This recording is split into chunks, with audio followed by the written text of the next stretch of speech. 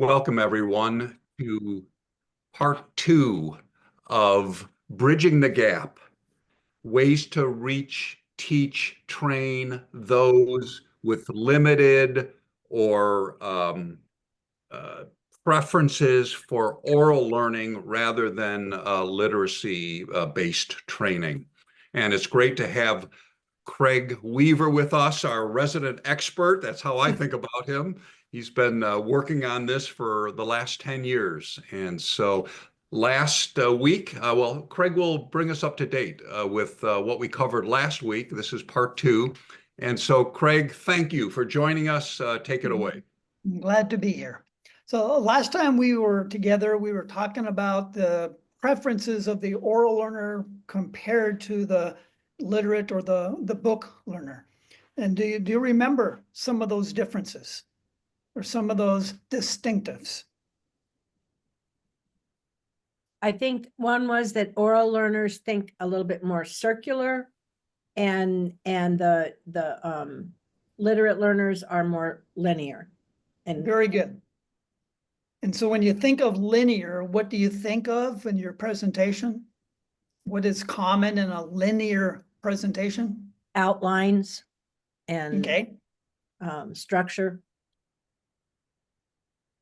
And there's usually something to do with lists. Mm. And you got your ABC, 1, 2, 3. A friend of mine has a bunch of top 10 types of books, but very literate. And so when we've been talking about circular or cyclical, what would that look like? What would that end up sounding like in the presentation, in the way the material is presented? Probably lots of repetition.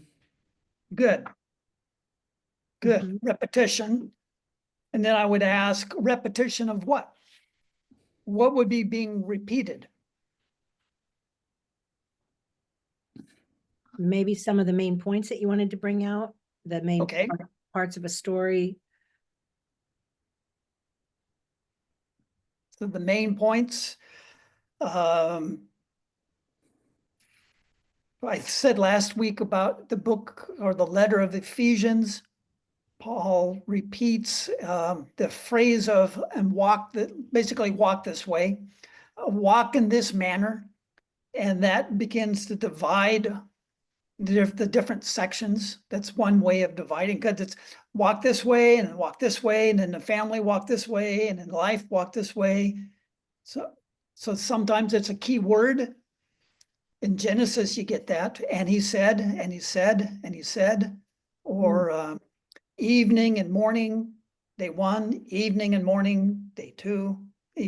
There's repetition and it's cyclical. What would be some other things that would be distinctive differences? I think you said something about characters. Okay, so what was that, Craig? An emphasis on people, characters. Exactly. So the oral preference learner tends to view the characters in the story, in the passage, as the things that are remembered. In the literate learner, what would they emphasize, or what would they be remembering? Facts. Yeah. The facts, the concepts. And so one tends to be more concrete and the other one more abstract. The concept would be like a theological truth. God is omnipotent, all powerful. But how do you see that in the story, in the character?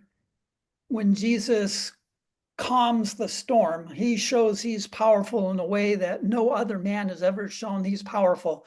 And so that becomes very concrete versus the idea of being powerful. Anything else that you can think of that you remember?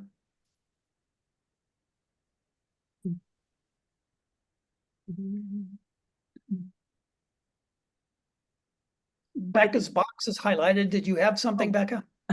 I was just saying that I think we talked about that, oral learners might have not necessarily more capacity for memorizing, but that would be their normal way of learning, would be to sort of memorize things and hold it in, rather than being able to look on a page and say, okay, yeah, those notes are here and this is what I learned here, and then have that page to take with them. Yes. I think I used the phrase a few times of face in the book, Hmm. face on the with the word versus face to face with the people.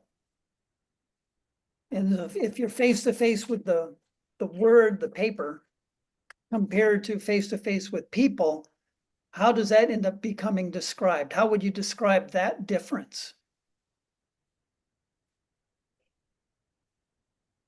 More personal. Yeah. Mhm. Yeah.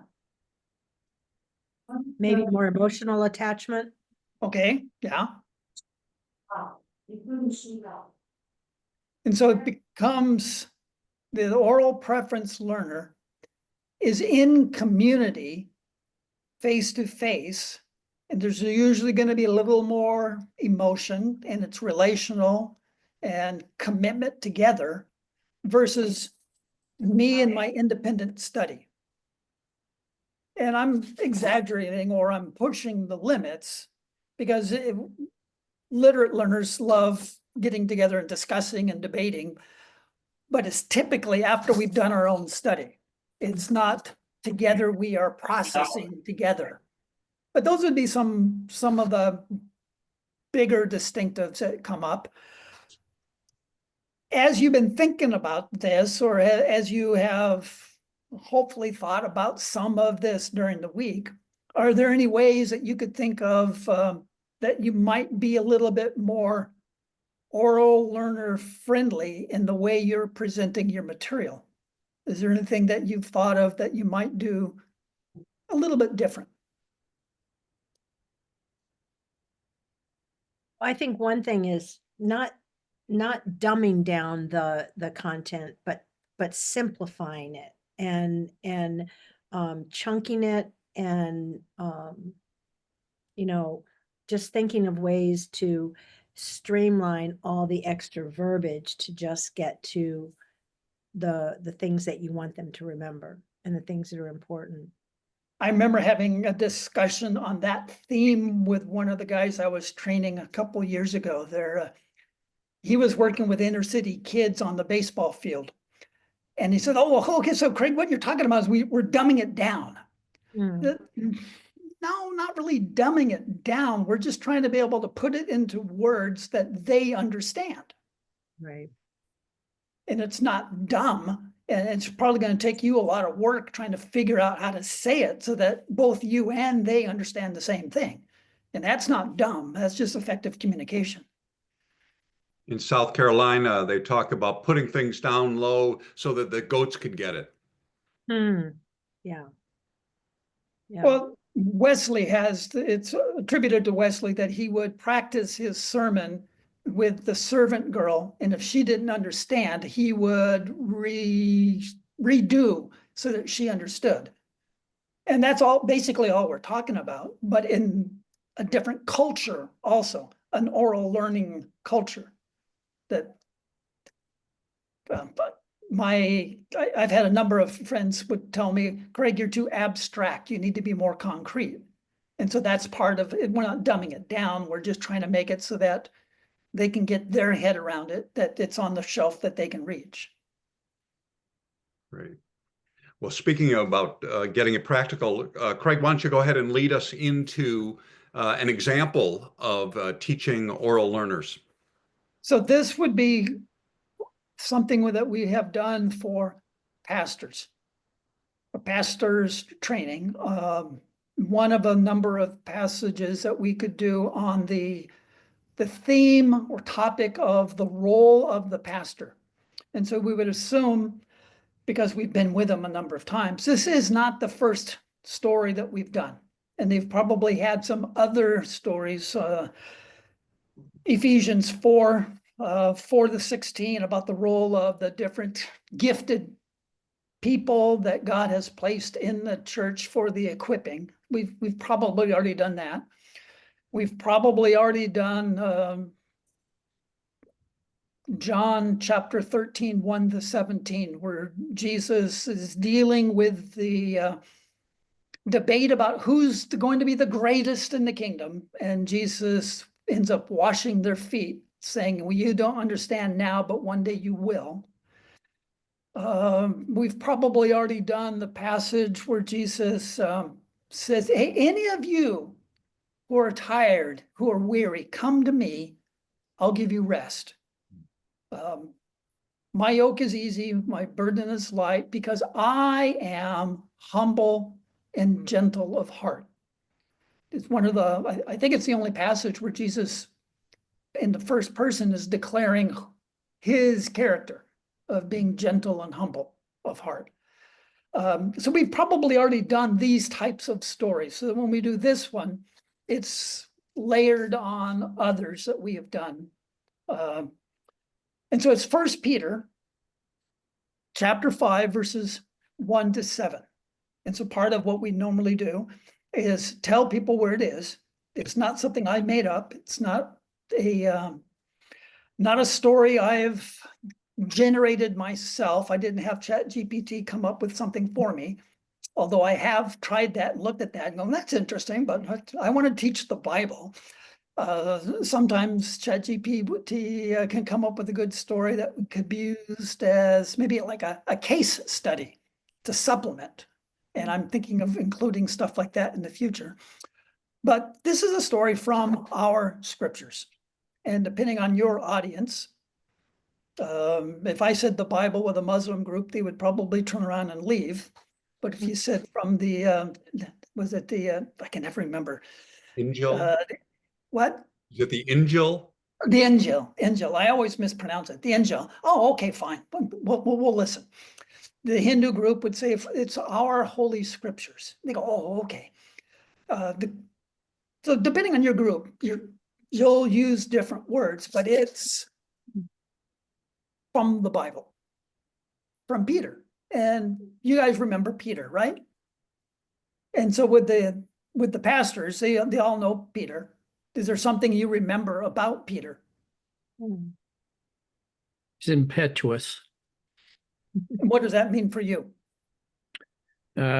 He fails to think ahead before he talks Or acts, right? or acts. Yeah. He talks too much. Yeah. He's definitely an extrovert at heart, and he lets you know what he's thinking. Okay. Would it be some activities or events that he has been a part of?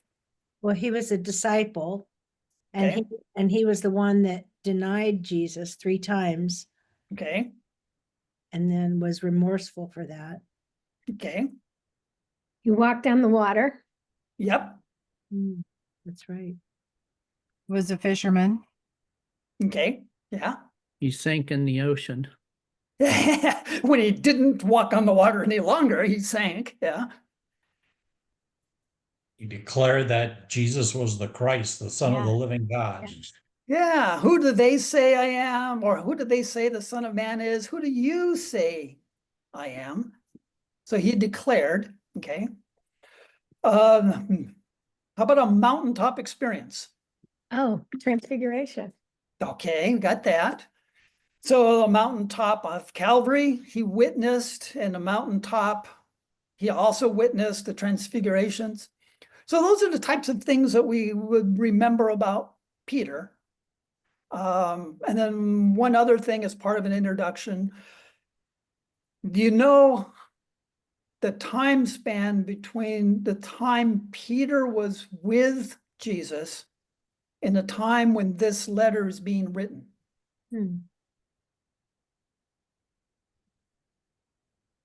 Was it like 40 years, something like that, or 60? I don't. I'm thinking it's probably more like 30 years. Okay. So if Jesus died 33, This is being written probably 62.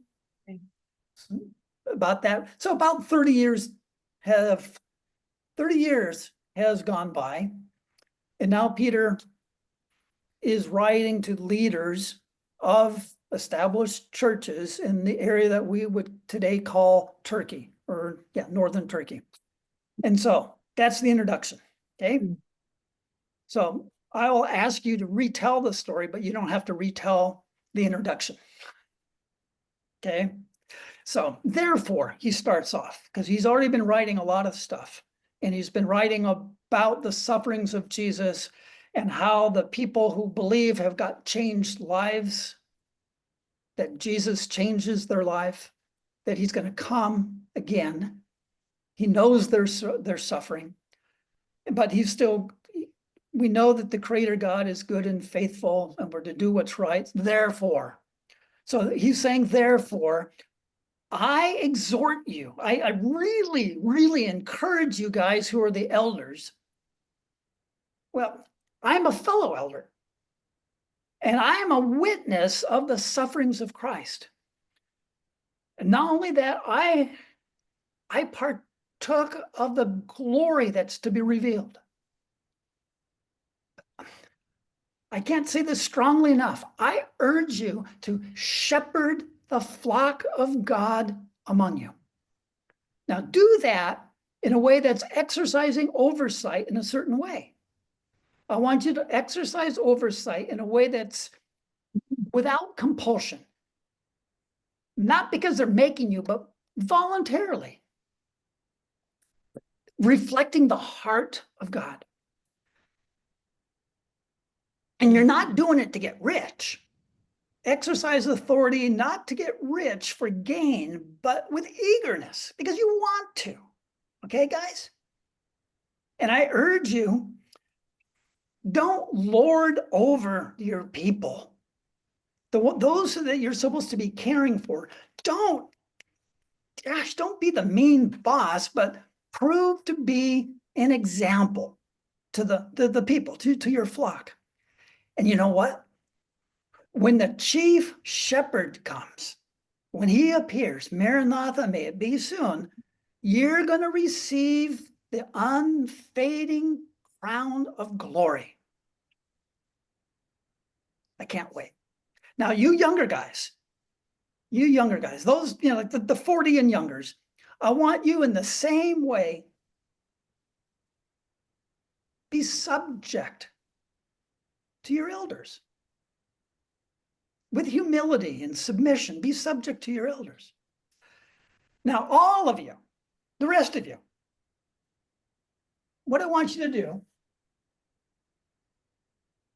clothe yourself with humility. Would you? Clothe yourself with humility towards one another. God's opposed to the proud. He gives grace to the humble. So what I want you to do is to humble yourself under the mighty hand of God. He'll exalt you at the proper time. And now how are you going to do that? Casting all your anxiety, all your cares upon him,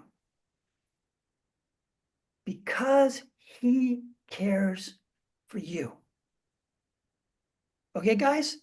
So you elders, I want you to exercise authority, exercise oversight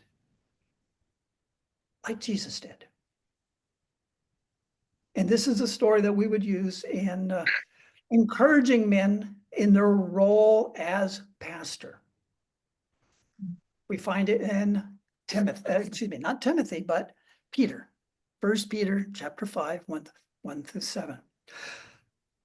First thing we would do is let's review who are the characters, or what are the characters in this passage, in this story. And depending on your culture, I might just say passage.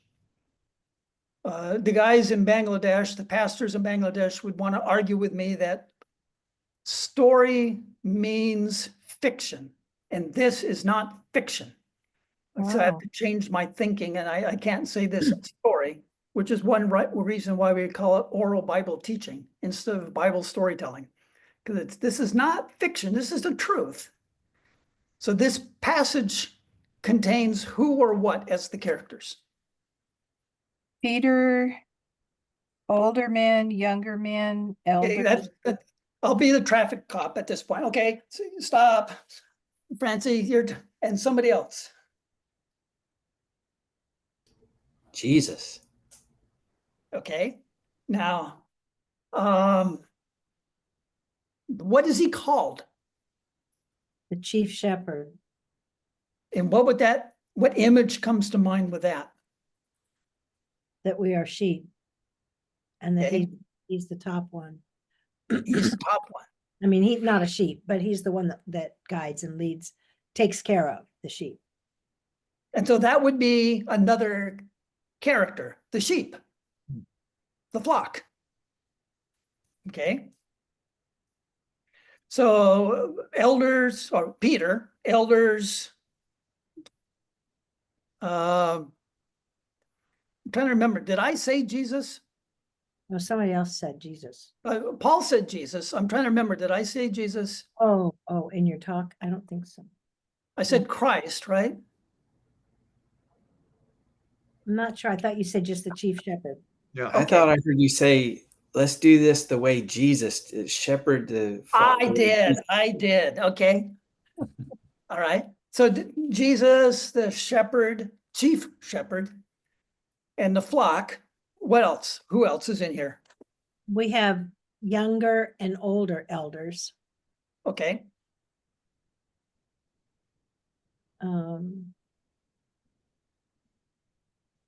Well, we have younger men in the church who are going to be subject to their elders. Very good. Yep.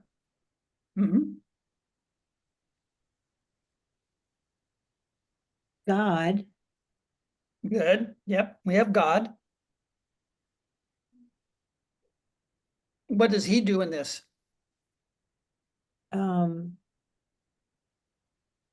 He opposes the proud Okay. and So gives we have grace to the humble. proud people and we have humble people, and God is aware of and responds to them. Sounds Okay. like we have anxious people as well. Very good. And how does God respond to those people? he cares for them. Good. And Okay. then we also have the devil prowling about like a roaring lion. Did we say that already? I did not get to that verse. I stopped Oh, before that. sorry. You're right. Sorry. I got it. That would open up a whole can of worms that yeah, would yeah. take an hour. So now we'll just stop it right here. Okay, sorry. Everybody likes to talk about the devil, No, we do. especially Yes. overseas. Yeah. There's at least one more of the all. You all. So it's not, these are lessons then that are appropriate for the head guy or people, the elders in charge. But the things that will get talked about also apply to all who are in this fellowship. Okay, so we've talked about the who's or the what's in here.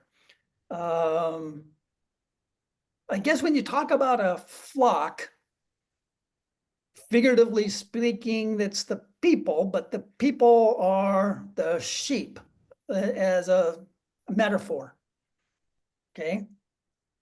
So flock, sheep, so we end up with some concrete examples of what we're supposed to be about at this point. Now, one of the things we'll normally do is now could somebody in the group retell the best you can what we just did? Starting with therefore, I exhort you. Can somebody retell that?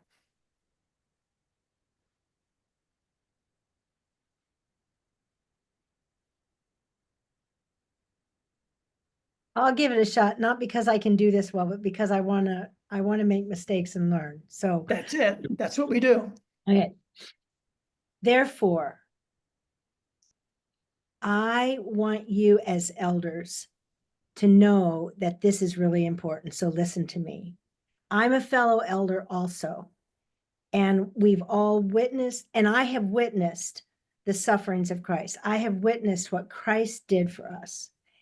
And a partaker in what he is doing, the glory that he is revealing to all of us. And because of that, I'm telling you, I'm exhorting to you. So listen, shepherd that flock, shepherd your people in the way that God would want you to. Exercising oversight or leading them, watching them, helping them, not because you have to, but because this is something we want to do and because God wants us to do. And not for the money that we could get, not for any kind of gain or pride or respect, but we should do it eagerly and from our hearts, not being a controlling factor over those that are in charge, but really being examples to them. And what's going to happen is that when the chief shepherd, who is Jesus, comes, we will, because of what we're doing, receive the unfading crown of glory. We will receive God's glory. And those of you who are younger, listen to me. You need to be subject to the elders. And you need to have humility. All of you, all of us need to have humility towards one another because God is opposed to the proud. So when we are prideful, God is opposed to that, but he gives so much grace to those who are humble. So because of that, we need to humble ourselves, all of us, under God's mighty hand so that at the proper time he can exalt us. And also, we need to cast, when we're anxious, we need to cast all those anxieties on him, not on each other. We need to cast our anxieties on him because he is the one that's caring for us. Very good. Thank you so much. Thank you. Hey. Can I Now- just add something, Craig? Yes, Kim. Normally, though, where if you're with a group of oral preference learners, would you ask them to retell it right after you? Like, she was looking, Right. at the passage. Very much so. And, I would have had to too. They don't have that luxury. They can't do that. So, do you ask them to tell it right after you or wow. If we Very have useful. time, one of the things we will do to make it fun. This is something I learned from Ray New, who's Ray New, right? Yeah. He calls himself the story doctor.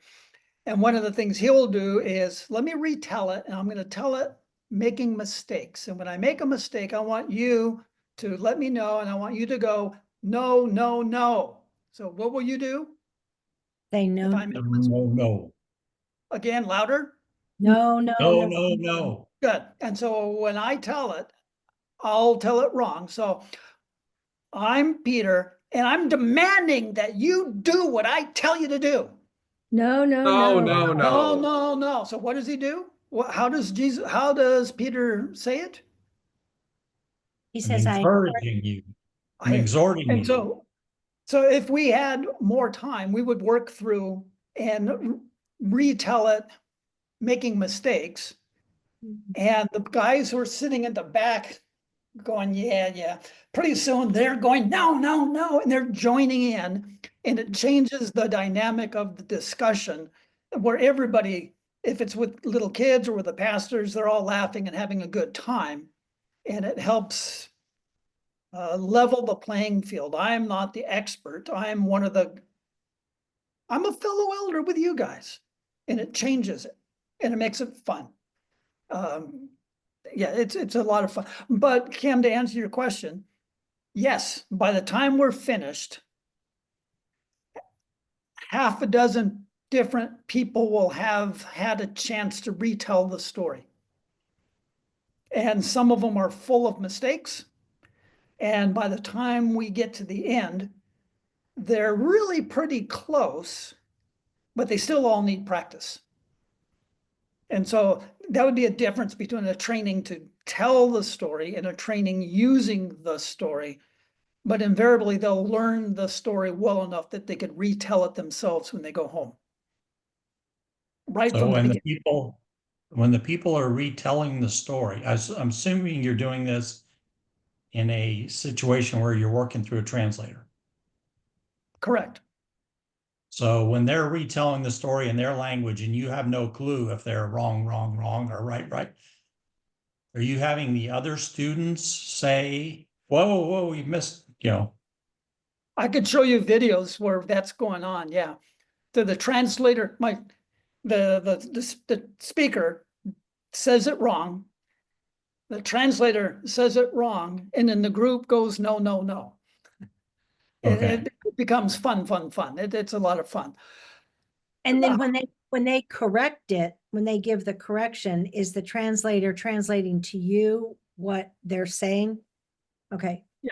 And at this point, it's normally Subro, and he and I have been working together for almost 4 years, and he can do it himself. I mean, lots of times he's doing it, and I'm just sitting there, figuratively speaking, with my hand on his shoulder, praying for him. I'm not saying anything. I'm just there. But that would be as we were doing a teaching. If we're doing a training and people are telling it, we would add, okay, now Becca told the story. Was there anything missing in the way she told it? And Becca told the story. Was there anything added? If it's missing, did it change the story? If it's added, did it change the story? Because sometimes it doesn't matter, and sometimes it's completely, I mean, how could you do the story of Abraham taking his son up to the mountain and forget, and it was reckoned unto him as righteousness? And then sometimes people will forget that when they're learning. No, that's important. Other things, it doesn't matter. And sometimes you add stuff to make it more understandable. But it's not a time to do your own little sermonizing devotional. It's just the story. Was anything confusing? And sometimes, like with John 1, and there's this man who comes whose name is John. But then also John says, we beheld his glory. And people will get confused about which John we're talking about. And so we have to be careful so we don't confuse. Anything you liked about the way she did it? What did you like about the way Becca did it? And is there anything that you could suggest that would make it better if we're doing a training? And if we're doing a training, we'll ask those 4 or 5 questions multiple times so that by the end of the day, everybody knows those questions that they're supposed to be asking, and they don't have to write it down because we have repeated it in a variety of different ways and times to do it. But we do not ask those questions when we are discussing the story, because we don't want to put people on the spot and make them feel stupid or shame them. We're just trying to review the story. So with this story, how does it start?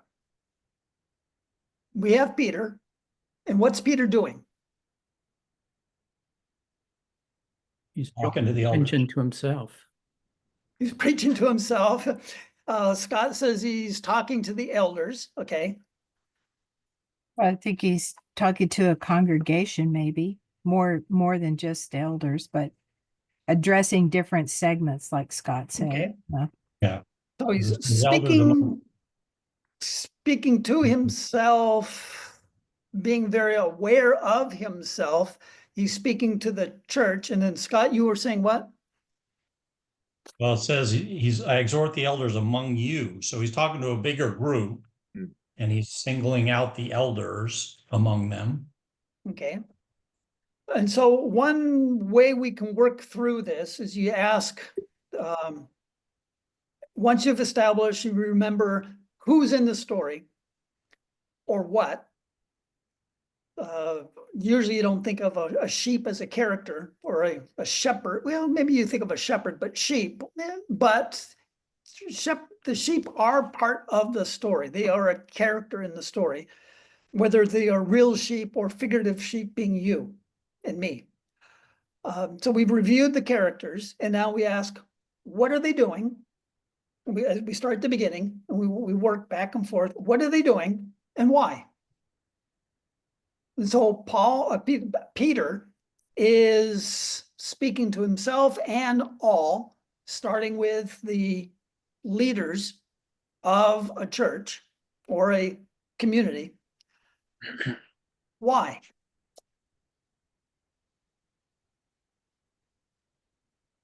To teach them, to encourage them. Okay. And so why might they need to be taught this? Why might they need to be encouraged in this? They need to grow. Mhm. Well, they're part of a community, a body, Okay. right?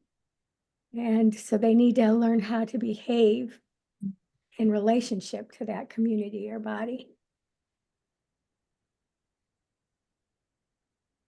And Subro just joined us. He's the young man I work with who's training me how to be better as an oral preference learner teacher. But he and I have been working together, as I said, about 4 years in Bangladesh. Wow. Mm. So Peter is giving some encouragement instructions. What instruction is he giving?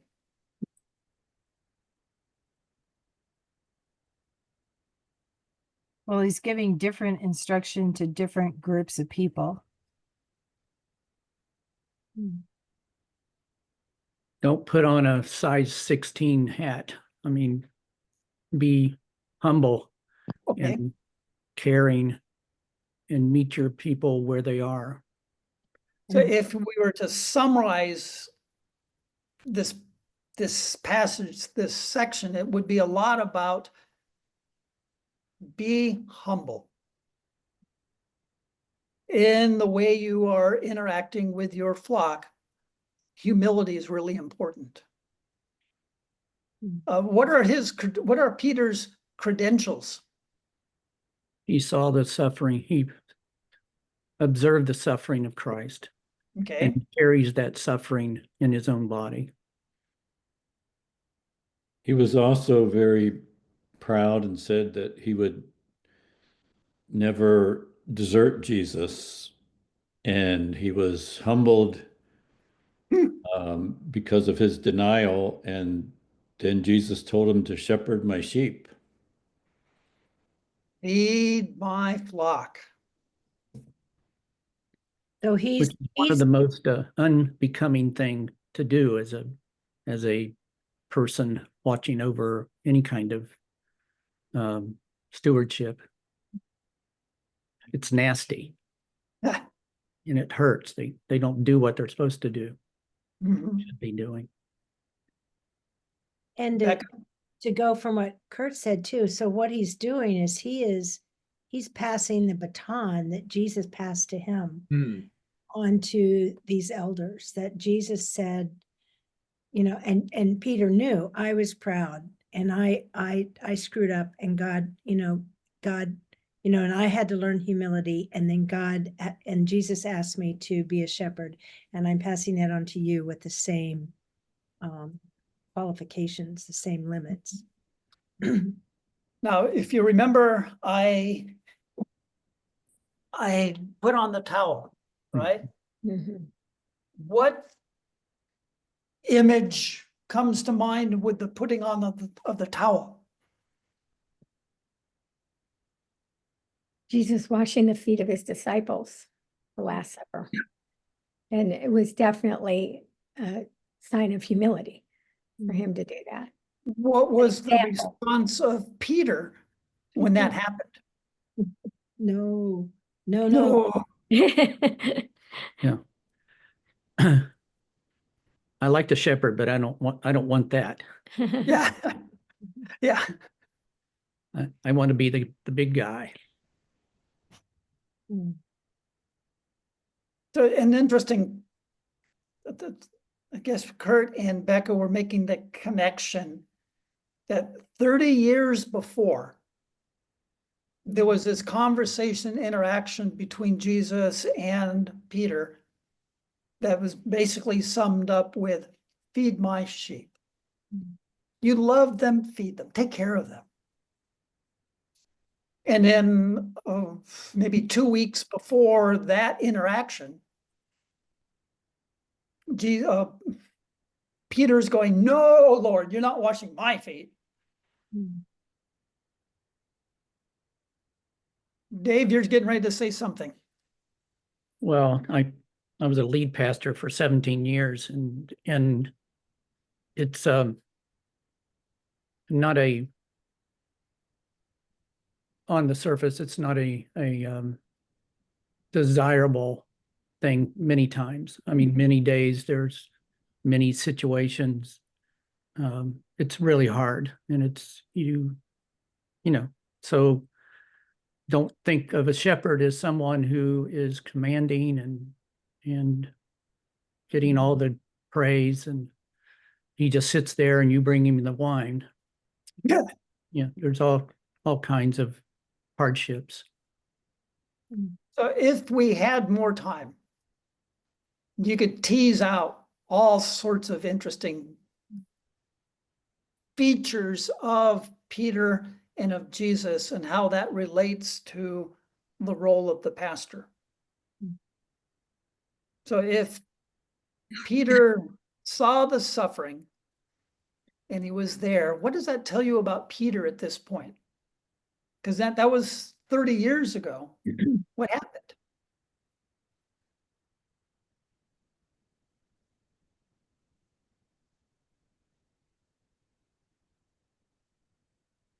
Like it's still fresh in his mind. Well, the saints he's writing to, we know are suffering. And that's why the church is being persecuted. And that's part of the reason he's writing, is to encourage them in their suffering, not to abandon the faith, because suffering's hard.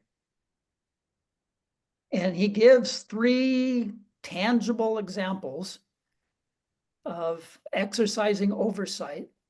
And the third one is summarized with, you're proving to be an example. And so there's lots, you could go for a long time. What kind of example do you see, do you want to be, and do you think is being looked for here? We could tease out what kind of example is going on. What example do you think they've already been that's requiring these exhortations? And what is the example that they should be?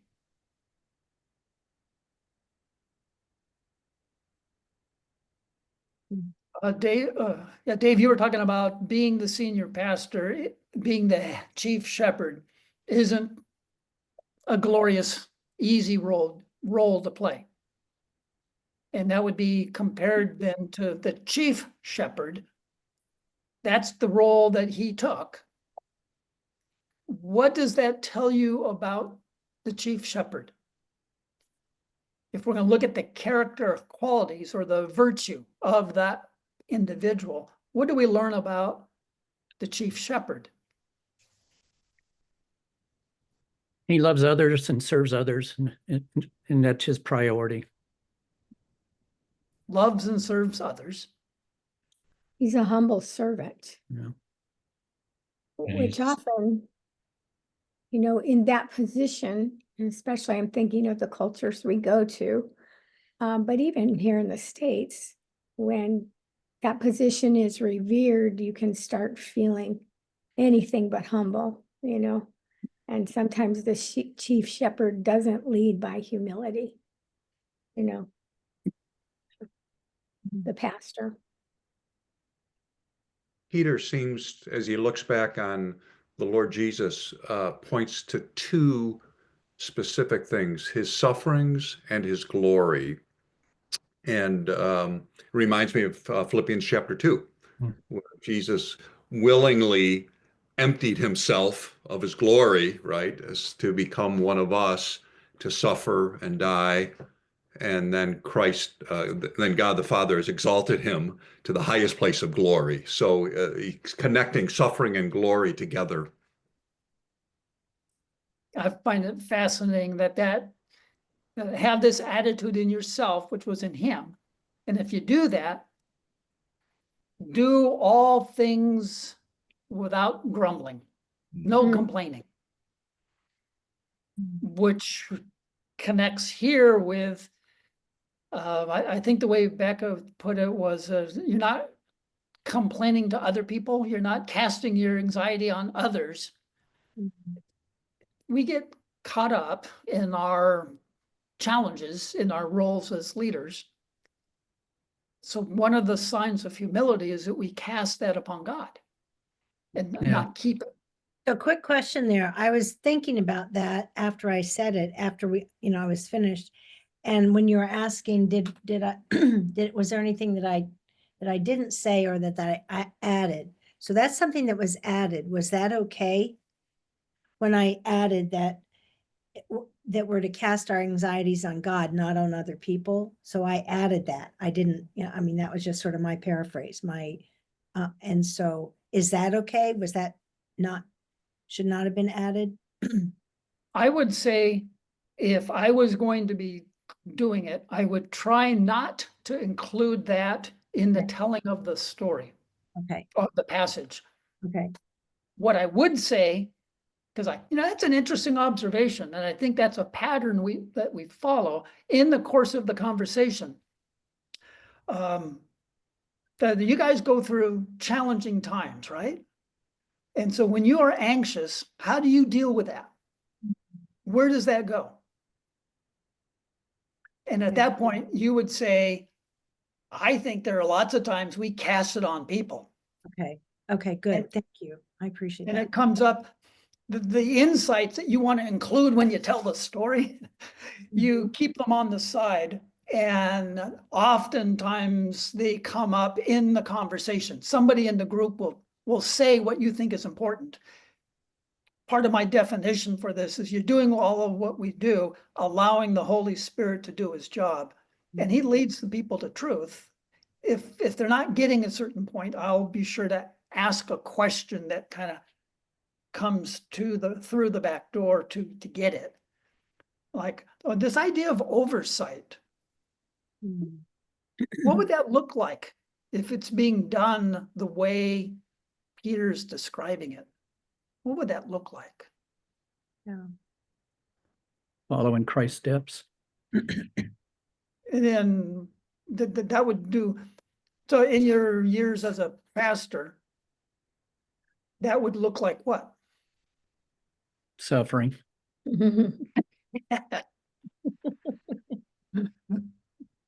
They didn't put it in the job description when I got it, but suffering.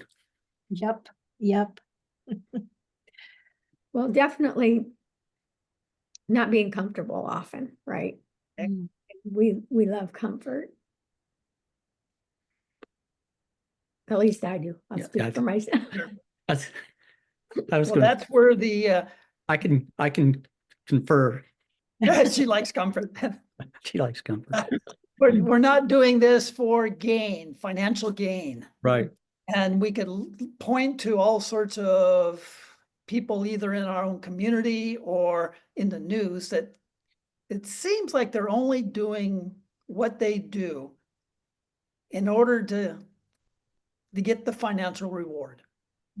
And so what is he saying that should be the motivation?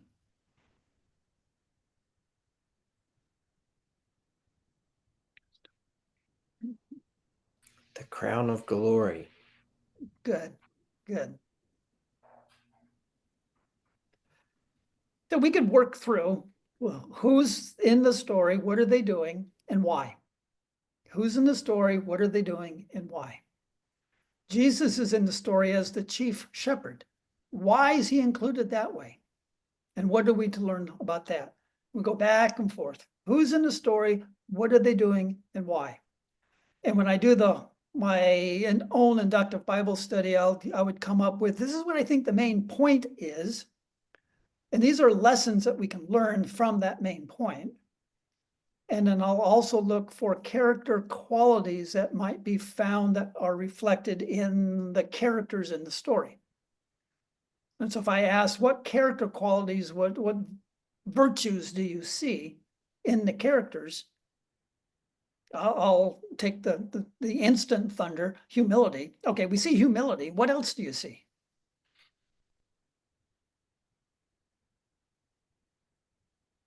Hey, Craig, just a reminder to wrap up in about 5 minutes or so we can have a little Q&A time afterwards. Okay, beautiful. Got it. Encouragement, I'd say. Okay.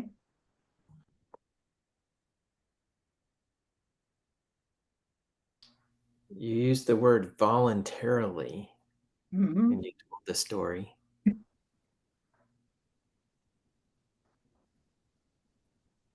So that would reflect a servanthood. Yeah. A servant. So a humble servant. Francie, what was it you were saying? Encouragement, right? Okay. That he was encouraging them, but I think he was also exhorting them, you know, stronger, you know, to do the right thing and to think the right thing, right? So over the years, I have built more of a personal vocabulary of character qualities so that when I look through the story, I can find them easier.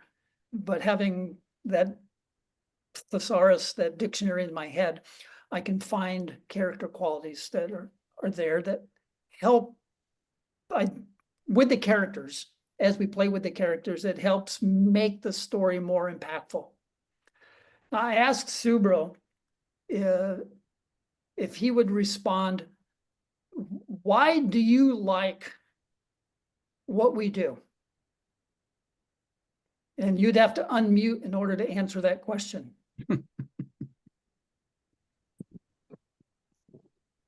Yeah, thank you for the question. Thank you all who are listening to me. So, so the question is, why do we like it? No, why do you like it? That's the first question. Yeah. For over the years, as we are doing, I always like when I really can see that what I want to, we want to find the people who are there, my audience gets something, understand something for their life changing, for their um, understanding of the passage or understanding of the love of Jesus, the character of Jesus. When they find it, when I see their eyes being really open widely, and so those parts actually my likings part, that really it has a big impact on our people. They really can one should So let me ask then, Subaru, why do you think the people that we work with, why do they like oral Bible training?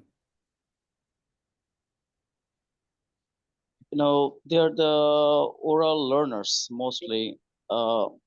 Over the years I didn't have that understanding of differences in my first stage, but gradually when I started practicing this, I saw what type of learners are they. Yeah, I should say, if you ask me that, yeah, I used to preach even also, and that was uh, the first thing that I learned to do when I finished my theology course. But that's been totally changed when I really wanted to see an effect. I would say, well, something is coming in my mind, and when I was doing it the first days, I would come with an example, like, in our country, the woman puts on, we say shari, but a cloth on their head. They don't to show their face to the newcomers, new people. That's why they use that kind of shadow.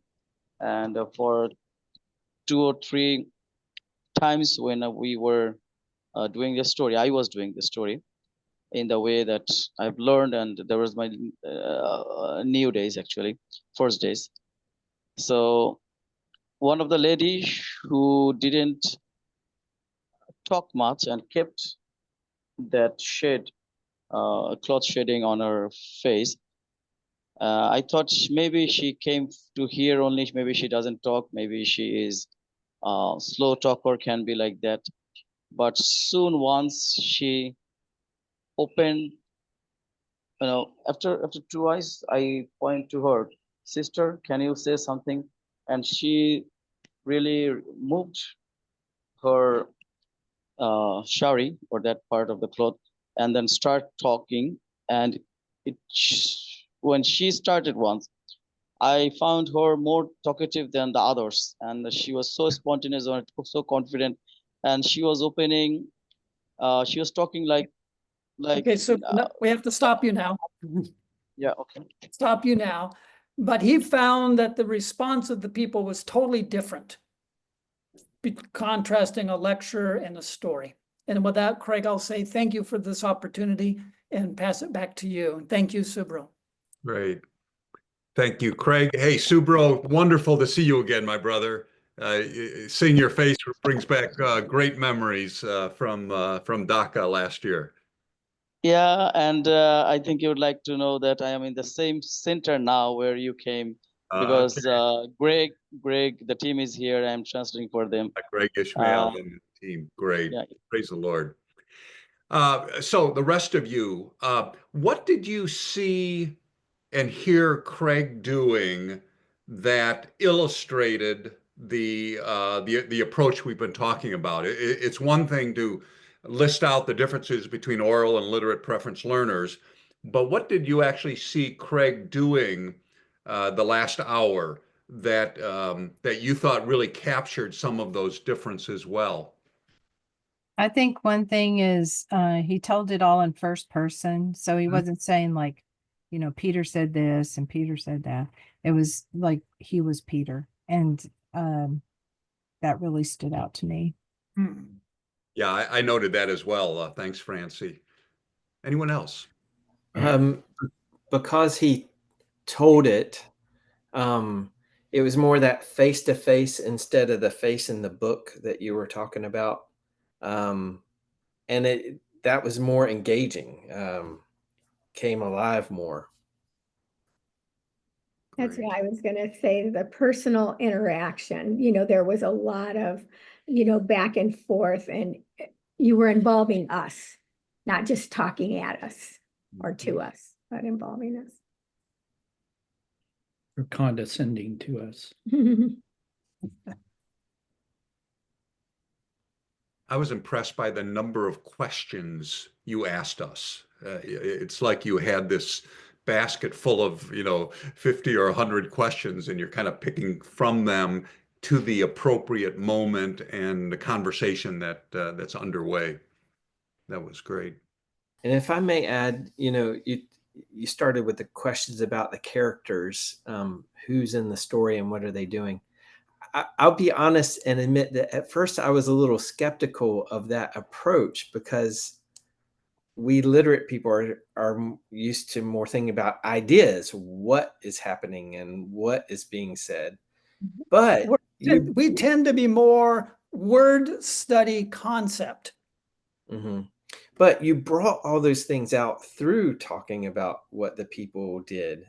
So I thought, wow, that's a really valid way to do it. And people will remember the characters and the things that the character did, good or bad. And from that, learn the lesson. Sounds like you won Paul over, Craig. Well done. Anybody else? Any things you noticed that Craig did that you thought, oh, okay. I think going back over the story and seeing there's a lot more there than just the words we see. And so we ferreted out a bunch. Well, if he said this, that must mean what? And so it kind of, I would imagine after telling the story multiple times and and looking at the words, you'd start to naturally ask, I wonder, why did he particularly say that? What is, anyway. I will, in my own study, and I'll have to change it to, from blur to non-blur. I'll do a block diagram. And with the block diagram, I begin to see the patterns. There's repetition, there's certain things that are taking place, and that will help me make sure the things get addressed that seem to be emphasized. It's not just a sub minor point. There's a pattern here that we miss when it's in the a prose setup, a prose arrangement on the text. Craig, I appreciated your careful distinction between what's in the text and then how might that apply to our lives, what might be behind what Peter is saying. That was helpful to me. You really were text centered, especially at the first, and then you kind of branched out from the text, but you kind of made clear distinctions between what's in the text and what's not. With more time as the discussion would come to an end, I would ask, what do you guys think is the main point of this passage? Why did Peter include this part? And people will come up with the things that we kind of piece it together. People will each have a comment and they'll massage a statement together. Good. Do you have any questions for Craig? We've just got a couple minutes left. Any questions about what he did, why he did something or said something or asked something in a certain way? What questions do you have? I have one, and forgive me. This is still coming from like a skeptical point of view, but hear me out. The reason I love this method because it is more engaging. So I want to say that, but I've heard a lot of of those who do the oral storytelling. They talk about don't worry about using the exact words in the passage. Tell it in your own words. But I'm wondering why not stick closer to what the passage actually says? And I'm implying that like you did it in your own words a little bit. So how would you answer that?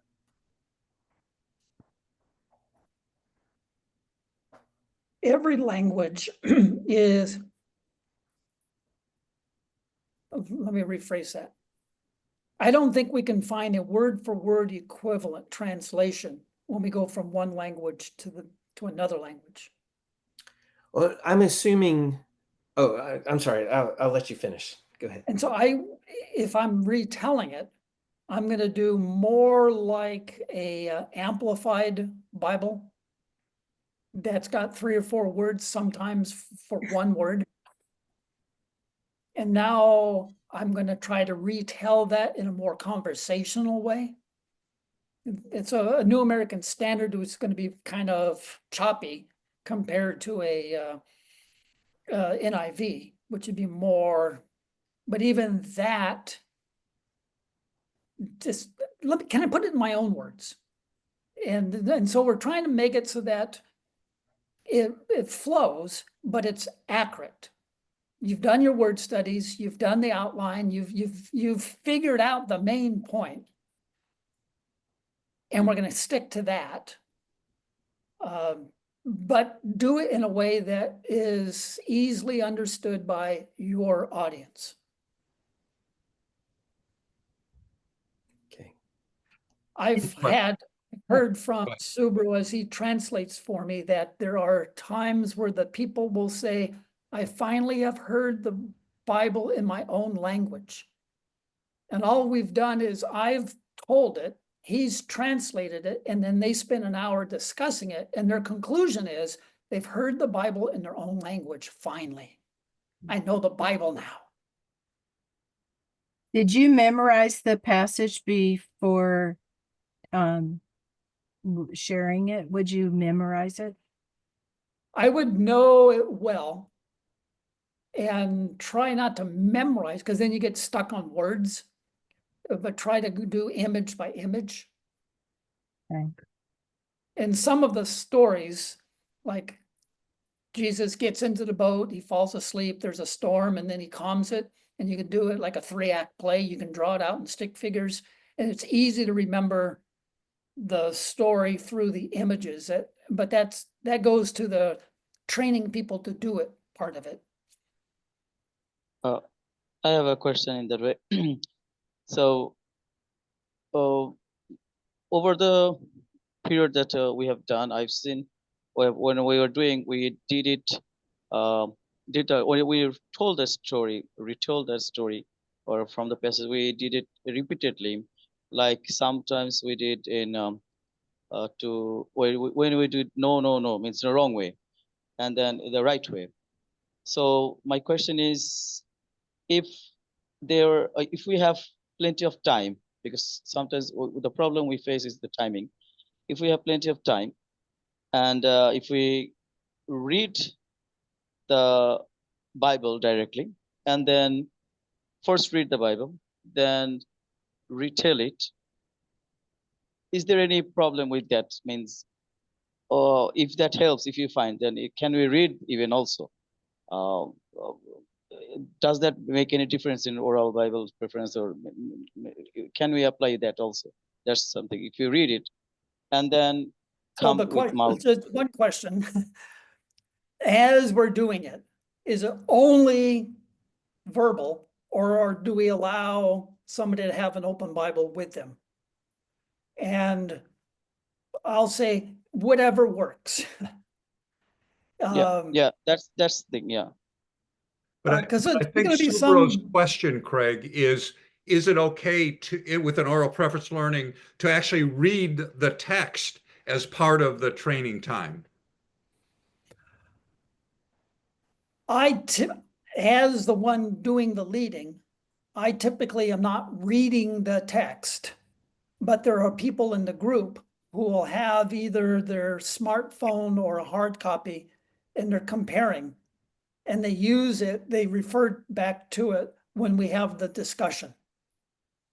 And I say, that's fine. There's going to be people in the group, we've had people in the group who do not know how to read. And by the time we finish, they know the story and they can retell it. And there are people who want to confirm that we're not drifting off and that we are accurate to the story. So fine, it's okay. It's fine. Ideally, about how much time would you like or allow or want to tell this story or any of 90 these minutes. stories? Pardon? 90 minutes. 90 minutes. Now, as a caveat to that, the last time or two that we were with groups in Bangladesh, a number of times we did Genesis 1, Genesis 3, and then John 1.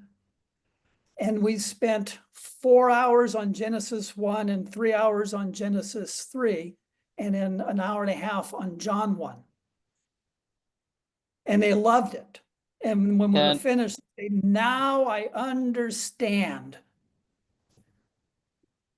So we have to go. We have to go. So just final suggestions. Register for our webinars and in-person events.